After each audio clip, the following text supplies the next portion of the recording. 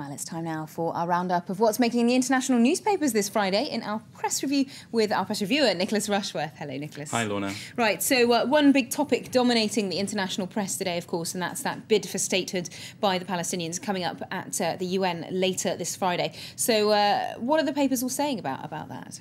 Well, I'm going to start out with a controversial journalist, Robert Fisk, and he is writing in The Independent. Here he's got a, I suppose you would call it a ranty editorial, or even uppercase at some points where he goes on. And this headline there, a pathetic president, speaking about Barack Obama, who speaks only of Israel's troubles. And he slams the US president, saying a Martian listening to him would think that the Palestinians were occupying Israel rather than the other way around. So, of course, Fisk hammering home against Washington. It has a little detail at one point, questioning the proximity of US-Israeli ties by asking how come the US ambassador took the flight to New York from Tel Aviv for the statehood debate in the coming hours on Netanyahu's plane.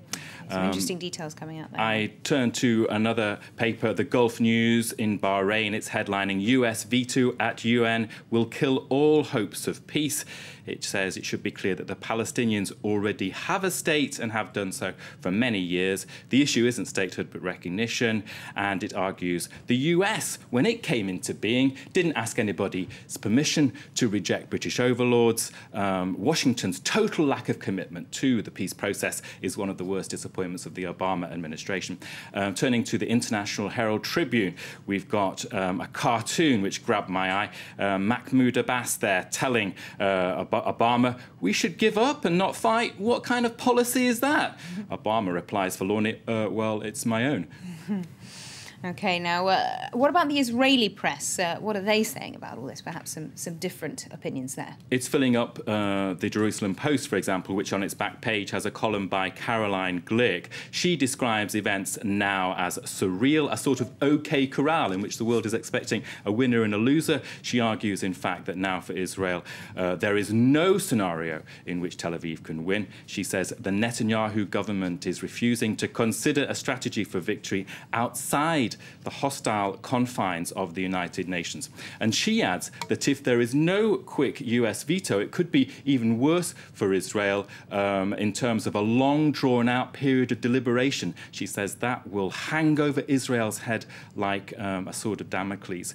Turning to the Arab press, I picked up a piece from Hussam Kanafani, who is a journalist writing in the left-wing paper, the Lebanese paper Al-Akhbar, which means the news.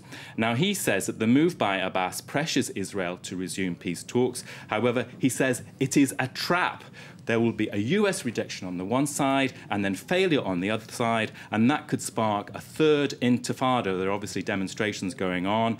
Abbas could get out of that trap, though, if there is some sort of compromise, which is being raised by French President Nicolas Sarkozy. And over the long term, Palestinian aspirations for statehood could get a broad berth in terms of discussions. And just to conclude, I saw a piece in the International Herald Tribune by a Norwegian diplomat, Norway's Foreign Minister Jonas Gahr Store, who is closely related to the Palestinian Authority. He is the chairman of the Ad Hoc Liaison Committee. And he writes in the IHT that the Palestinians are fully capable of running a state. The main obstacle is the occupation. And just briefly to end, we've been covering the global crisis this morning, and the Wall Street Journal here has got its headline, "The world economy enters danger zone." Here, The Guardian on its front page, Cameron tells Europe to act now to save the global economy, and Britain's The Daily Telegraph has got world on the brink of a new economic crisis. So a bit of cheer for you there, Laura. Indeed. Well, so between that and the Palestinian bid for statehood, those seem to be the top stories occupying the papers all over the world today. Thank you very much indeed, Nicholas Rushworth, for that press review.